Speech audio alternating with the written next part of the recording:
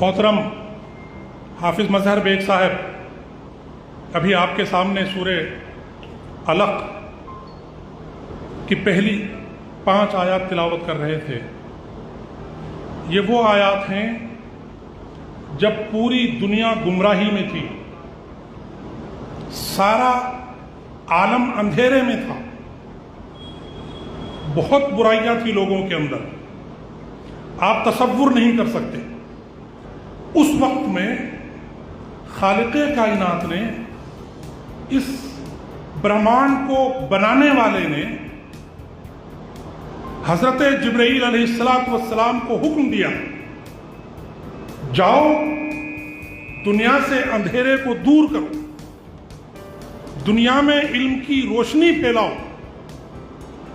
اور حضرت محمد الرسول اللہ صلی اللہ علیہ وسلم پروفٹ محمد کے پاس جا کر ان کو یہ بتاؤ کہ اس دنیا میں اس پیغام کو عام کریں۔ وہ پہلی 5 آیتیں کیا ہیں، اس میں کیا کہا گیا ہے، وہ بہت غور کے لائق ہے۔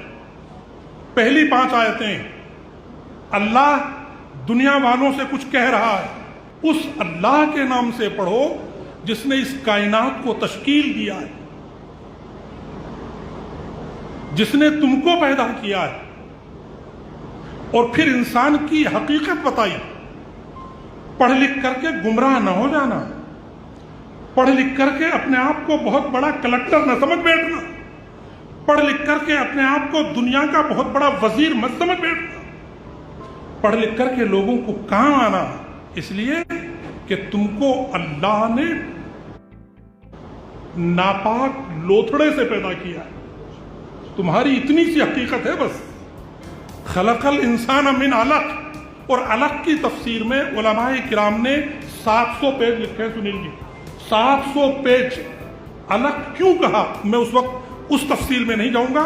علق مادر رحم میں تیسرے ہفتے میں جو جوک کی تصویر بنتی ہے انسان کی، اس کی تفصیل ہے، اور وہ وقت بہت نازک ہوتا ہے۔ اللہ نے کہا اس وقت کو یاد کرو جب ذرا تکبر آ جائے، یاد کرنا کہ تم پیدائش کے کن کن مرحلوں سے گزرے ہو۔ ابھی تیسری آیت شروع ہوئی ہے، پڑھو وَرَبُّكَ الْأَكْرَمُ، باعزت تمہارا ہی رب ہے، اس کائنات کا بنانے والا، اس برہمانڈ کا رچنے والا ہی اس پوری کائنات کو چلا رہا ہے۔ وہ کہیں ایشور کے نام سے، کہیں اللہ کے نام سے، اور کہیں پربھو اور پوجیہ کے نام سے جانا جاتا ہے۔ پھر چوتھی آیت، الذی علم بالقلم، آپ غور کیجئے، وہ اللہ ہے جس نے تم کو قلم کے ذریعے پڑھنا سکھایا ہے۔ اس زمانے میں جب قلم کا نام و نشان نہیں تھا، جب کاغذ نہیں تھا، 1450 سال پہلے اللہ کہتا ہے، اے رسول اس کائنات کے لوگوں سے بولو کہ تم قلم کے ذریعے پڑھنا، صرف زبانی یاد کرو گے تو بھول جاؤ گے، کچھ چیزیں رٹ لو گے تو دماغ سے نکل جائے گی۔ لکھنا، اس زمانے کا قلم درخت کی ٹہنی اور چھال ہوا کرتی تھی جس پر لوگ لکھتے تھے۔ آج کا قلم یہ موبائل اور وہ کمپیوٹر ہے جس کے ایک بٹن سے پوری دنیا نظر آتی ہے۔ اللہ نے کہا قلم سے پڑھنا۔ اب ہم کہاں ہیں، میں اس پر تبصرہ نہیں کروں گا، قرآن یہ کہتا ہے، اور پہلی 5 آیتوں میں کہتا ہے۔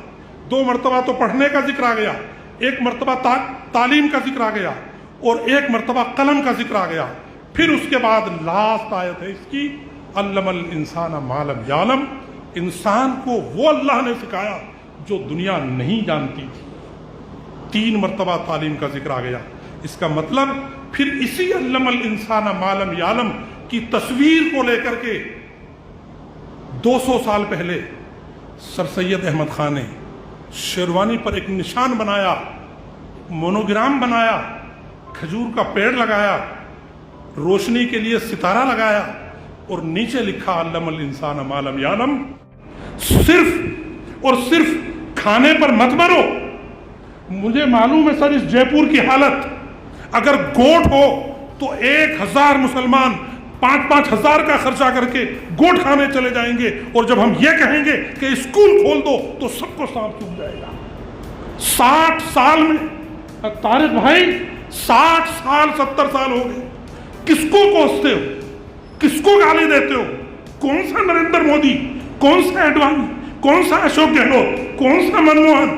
آپ کو کس نے روکا تھا؟ مہیشوری سماج کے 10 اسکول ہیں، ہاتھ جوڑ کے کھڑے رہتے ہو ہمارے بچوں کو 50,000 روپے میں اسکول ایڈمیشن دے دو۔ سندھی سماج کے، مہیشوری سماج کے، جین سماج کے، یہ بیٹھے ہمارے دوست، وہ ابھی بیٹھے تھے ہیرونی جی، ہمارے عیسائی سماج کے کروڑ پتی لوگ ہاتھ جوڑ کر کے سر بیٹوں کو ایڈمیشن دے دو، 1 لاکھ روپیہ فیس دے دیں گے ان غریبوں کے بچوں کو پڑھانے کے لیے۔ ہم اور آپ مل کر کے کروڑ پتی ہو، نگینے بیچتے ہو، مٹی سے سونا بناتے ہو، کیا ایک انگلش میڈیم اسکول نہیں کھول سکتے تھے؟ یہ ہماری بدقسمتی، یہ ہماری کمزوری ہے۔ یہ صرف سر سید کا مشن نہیں ہے، یہ قرآن کا مشن ہے، یہ سیرت کا مشن ہے، صحابہ کا مشن ہے، سنت کا مشن ہے۔ اگر یہاں نہیں آئیں گے تو یاد رکھنا تمہاری داستان تک بھی نہ ہوگی۔ داستانوں میں ہم نے ہندوستان کی ان تمام چیزوں کو بھلایا۔ سر آپ نے آج ہمارے ضمیر کو جھنجھوڑا ہے۔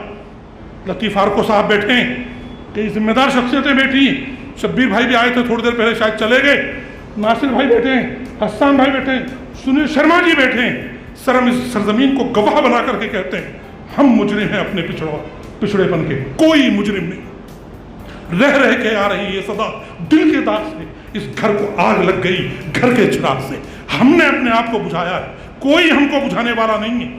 جب تک تعلیم کے سرچشمے سے نہیں جڑو گے، جب تک سیدیت کے اس مشن سے نہیں جڑو گے، جب تک قرآن کے اقرا بسم ربک الذی خلق کے مشن سے نہیں جڑو گے، دنیا کی کوئی طاقت ترقی کی منازل طے نہیں کرا سکے۔